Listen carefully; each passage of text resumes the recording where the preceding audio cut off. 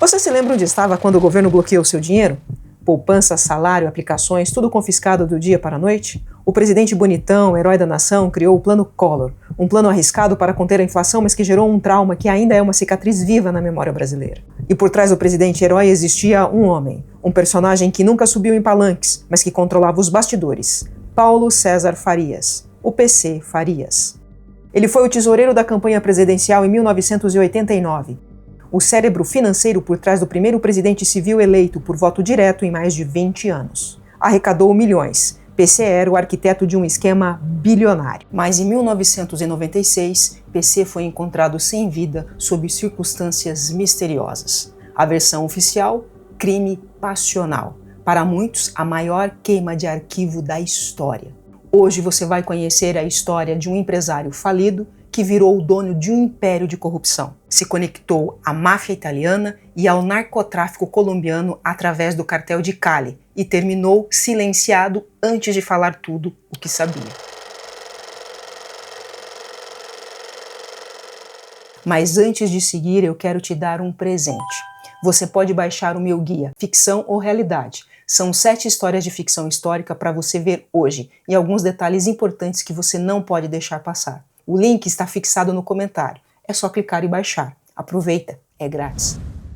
Nos anos 80, PC Farias era um empresário falido, que gostava de ostentar e ser um bom vivant. Sua empresa Planal havia fechado. Sua revendedora de tratores, a Tratoral, estava em concordata. Mas ele encontrou outro caminho, a política. Conheci Fernando, 78, 79. Em 1984, foi tesoureiro regional da campanha de Paulo Maluf no Colégio Eleitoral. Ali, conheceu um jovem deputado federal de Alagoas, Fernando Collor de Mello. 2 anos depois, Collor venceu as eleições para o governo de Alagoas com a ajuda de PC. Essa vitória projetou a dupla no cenário nacional. Em 1989, quando Collor lançou sua candidatura à presidência, foi a PC que ele entregou a missão de arrecadar fundos. PC Farias não apenas arrecadou, ele construiu um império. E a história do Brasil nunca mais seria a mesma. Mas como isso tudo funcionou? Como PC Farias conseguiu tanto dinheiro? É preciso contextualizar. Há exatamente meia hora, a Alemanha é uma só nação. Berlim, a capital da nova Alemanha unificada, está tomada pelo povo. Pelo menos 1 milhão de pessoas estão nas ruas e todos querem passar sob o portão de Brandemburgo para celebrar a unidade nacional. 89 é o mesmo ano da queda do Muro de Berlim e efetivamente significa o fim da Guerra Fria.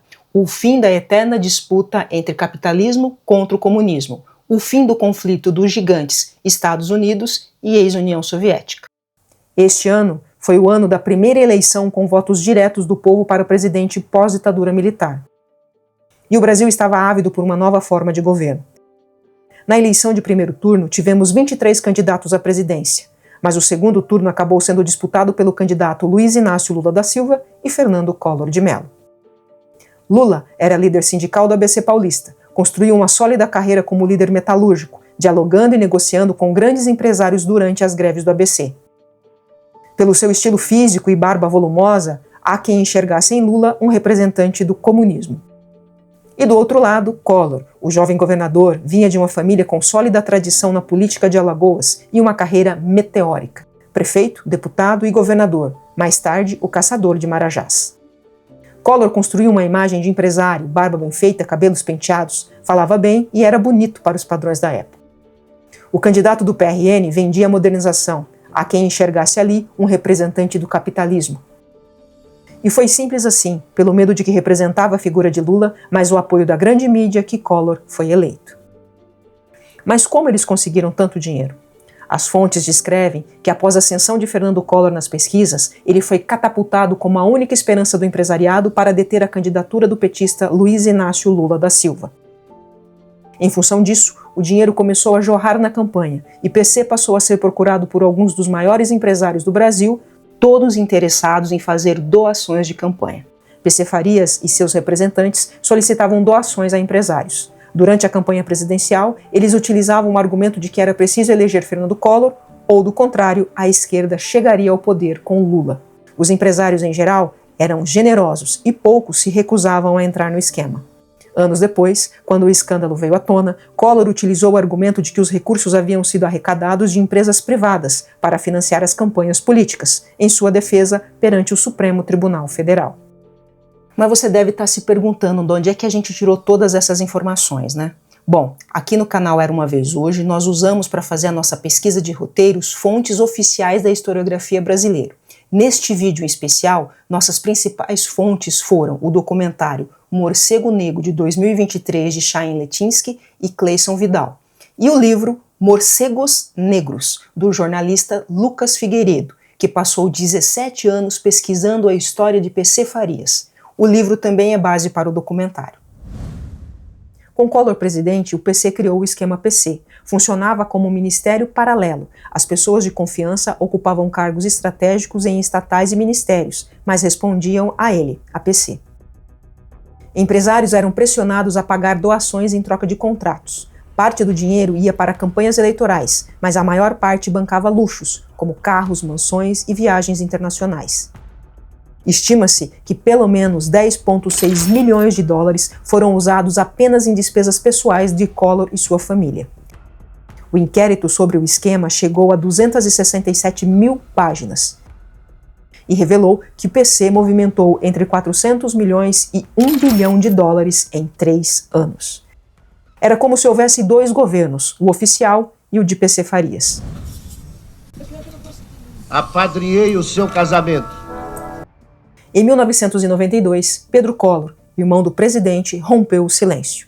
Em entrevista à revista Veja, revelou que PC Farias financiava até despesas pessoais da família presidencial. O país explodiu em indignação. Estudantes pintaram o rosto de verde e amarelo e foram às ruas. Nascia o movimento dos cara pintadas. Collor foi muito hábil. Tentou resistir de todas as maneiras. Reformulou ministérios para conseguir aliados. Fez discursos e aparições estratégicas. Tentou de tudo. Fontes revelam que PC Farias chegou a pagar 5 milhões de dólares em propina para comprar votos no processo de impeachment. Mas o escândalo foi maior. E quando não havia mais o que fazer, Collor renunciou antes da votação final, para tentar preservar os seus direitos políticos. Mas, mesmo assim, ele foi cassado. Ficou 8 anos inelegível. Mas PC continuava ativo e mais perigoso do que nunca, porque ele sabia muito sobre muita gente. Com o escândalo explodindo, PC fugiu em 1993. Um dia antes de sua prisão ser decretada, ele sumiu. Foram 152 dias foragido, viajando pelo Paraguai, Argentina, Uruguai, Inglaterra e Tailândia. E um detalhe importante, ele fugiu sem usar documentos falsos. O símbolo do seu poder era um jato particular estimado em 10 milhões de dólares, conhecido como Morcego Negro. Um avião de luxo que se tornou metáfora da sua vida dupla, empresário e operador do submundo. Foi finalmente preso em Bangkok, em novembro de 1993, mas a sua teia de relações ainda estava longe de ser desvendada. Esse fio revelou um esquema transnacional de lavagem de dinheiro. Se você achava que a história de PC Farias era complexa, prepare-se. Foi em um cenário completamente inesperado, uma investigação sobre o narcotráfico internacional na Itália, que o nome de PC Farias surgiu como um elo inesperado entre a corrupção política brasileira, a máfia italiana e o cartel de Cali. Essa conexão só veio à tona graças à Operação Cartagena, liderada pelos carabinieri italianos do Ross, pelos promotores Marcello Maddalena e Francesco Alciello. Durante a investigação, a polícia italiana conseguiu acesso às movimentações bancárias de Angelo Zanetti, um ítalo-suíço que atuava como tesoureiro da máfia calabresa e da Cosa Nostra, liderada por Antonio Scambia e Afonso Caruana. Zanetti, operando de Lugano, na Suíça, havia feito diversas transferências suspeitas para o exterior, e foi aí que um nome chamou a atenção: Paulo César Farias. PC Farias tinha uma conta aberta em maio de 1993 no ABN Bank, em Roterdã, Holanda, uma verdadeira conta-mãe. Essa conta recebeu 2,1 milhões de dólares de Zanetti. Outros 300 mil dólares vieram de 2 mafiosos italianos, Luciano Radi e Giulio Marcosi. No total, quase 2.690.000 dólares foram depositados diretamente de uma rede mafiosa internacional nas contas de PC Farias. O rastreamento revelou que essas transações ocorreram no mesmo período em que a máfia negociava uma remessa gigantesca de cocaína com o cartel de Cali, usando o Brasil como rota de escoamento. Os investigadores suspeitavam que PC Farias não era apenas o receptor do dinheiro, mas poderia estar lavando o capital do narcotráfico, ou até financiando operações criminosas. Um encontro em Bangkok, na Tailândia, reforça essas suspeitas. Durante sua fuga, PC Farias se encontrou com Domênico Verdi, mafioso ligado a Camorra, máfia napolitana. Coincidência? Os investigadores acham que não. A Operação Cartagena também teve uma virada cinematográfica. Graças ao depoimento de Gustavo Delgado, ex-tesoureiro do cartel de Medellín, que migrou para o cartel de Cali, os italianos apreenderam, em 1994, 5,5 toneladas de cocaína, a maior apreensão da Europa até então. Outro ponto crucial: Luiz Felipe Rica, apontado como laranja de PC, confessou à promotoria italiana que PC Farias sacou $5 milhões no Uruguai. O objetivo? Subornar os deputados brasileiros para evitar o impeachment de Collor. E o mais impactante, as autoridades italianas compartilharam com a Polícia Federal Brasileira o fluxograma completo das remessas para PC Farias. Isso revelou um grau de sofisticação financeira e conexão internacional muito além do que os investigadores brasileiros conheciam. Foi a máfia italiana, sem querer, que entregou o caminho do dinheiro de PC Farias. Enquanto o Brasil investigava o esquema PC por dentro, a Itália rastreava o mesmo esquema por fora. Enquanto o Brasil enfrentava uma crise institucional, com protestos nas ruas, CPIs e manchetes explosivas, Fernando Collor vivia em um paraíso particular. Autoexilado nos Estados Unidos, ele escolheu como lar uma mansão em Bay Harbor Island, uma das regiões mais caras de Miami. A casa tinha 4 empregados, janelas do chão ao teto e um cais particular com vista para o mar. Lá, o ex-presidente deposto mantinha um estilo de vida que beirava o escárnio. Ferraris, relógios suíços e festas reservadas. E quando não estava em Miami, esquiava nas montanhas de Aspen, cercado de políticos e empresários influentes brasileiros, que jamais deixaram de apoiá-lo. Seus gastos chegavam a $37 mil por mês, oficialmente pagos pelas empresas da família, mas a Receita nunca conseguiu explicar. Enquanto PC Farias enfrentava processos, fugia da Polícia Internacional e mergulhava num labirinto de corrupção e silêncio, Fernando Collor começava a redesenhar o seu caminho de volta. Em Miami, longe dos tribunais e dos escândalos, Collor articulava discretamente sua reabilitação política, mantinha relações, cultivava aliados e, mesmo sem cargo, nunca saiu completamente do jogo. Fazia visitas ocasionais ao Brasil e ia gradativamente reconstruindo sua imagem em Alagoas. Um seria silenciado para sempre, um fim trágico. O outro voltaria ao poder, como senador pelo estado de Alagoas. PC Farias foi preso na Tailândia e extraditado para o Brasil. O delegado Edson de Oliveira, à época chefe da Interpol Brasil, viajou e retornou ao país com Paulo César Farias. PC Farias enfrentou acusações relacionadas ao esquema PC, uma ampla rede de apropriação de recursos e corrupção montada durante o governo de Fernando Collor, e ele foi julgado e condenado por sonegação fiscal. Em janeiro de 1994, ele foi condenado a 4 anos de prisão, em regime aberto, por sonegação fiscal, e em dezembro de 1994 foi condenado por falsidade ideológica, devido a operações com contas bancárias fantasmas. A pena inicial foi de 7 anos em regime fechado e depois foi diminuída pelo Supremo Tribunal Federal para 4 anos e 8 meses.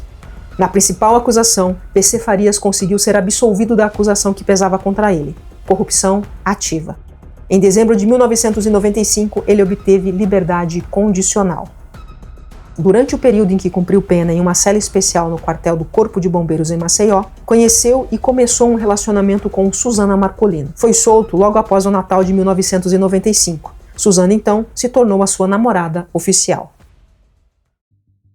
PC Farias foi executado em Maceió, Alagoas, em junho de 1996, juntamente com Suzana Marcolino.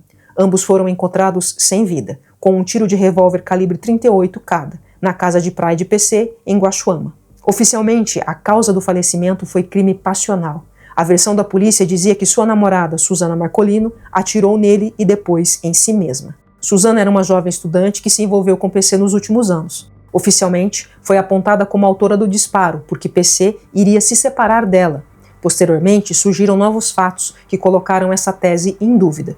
Suzana tinha um romance com um dentista. Gravações revelam uma paixão arrebatadora, e durante uma das mensagens telefônicas gravadas por ela, há uma nova voz que coloca uma terceira pessoa no quarto com ela e PC Farias. Havia marcas de luta, laudos contraditórios e muitos interessados no seu silêncio. PC Farias iria prestar depoimento no Supremo Tribunal Federal sobre tráfico de influência. Ele estava prestes a falar, mas antes disso foi calado para sempre. A Polícia Civil de Alagoas concluiu que era um caso passional, um crime passional, seguido de suicídio. Suzana teria atirado em PC e se suicidado em seguida. Peritos e legistas contestaram essa versão, apontando falhas graves na investigação e na cena do crime, como o fato de Suzana ter marcas de lesão anteriores e o revólver não ter sangue, o que contraria a tese de suicídio a queima-roupa. Um segundo laudo científico, realizado tempos depois, apontou para um duplo homicídio, indicando que a cena do crime havia sido montada. As investigações sugeriram que Suzana foi estrangulada semanas antes e estava em uma posição de autodefesa quando foi alvejada. A versão do crime passional foi oficialmente substituída em novembro de 1999 pela tese de duplo homicídio. No final das investigações, os delegados concluíram que PC Farias e Suzana haviam sido assassinados numa trama que envolvia a disputa pelo poder e pela fortuna do empresário. Em maio de 2013, 17 anos após as mortes, 4 seguranças de PC Farias foram levados a julgamento por omissão e não por autoria do crime, mas eles foram absolvidos por falta de provas. O júri popular concluiu que houve duplo assassinato, mas o crime ficou sem castigo e sem culpados. O mistério em torno de quem executou Paulo César Farias e Suzana Marcolino permanece até hoje. Collor voltou à política. PC virou um fantasma. Sua morte nunca foi esclarecida. Para muitos, foi a maior queima de arquivo da nova república. Sua história mostra que a corrupção no Brasil não se limita à política. É um jogo global onde crime organizado e o poder caminham lado a lado. O caso continua aberto na memória brasileira e talvez nunca tenha uma resposta definitiva. Deixe a sua opinião nos comentários. Curta o vídeo, se inscreva no canal porque a memória crítica ajuda a manter essa história viva. Até o próximo vídeo.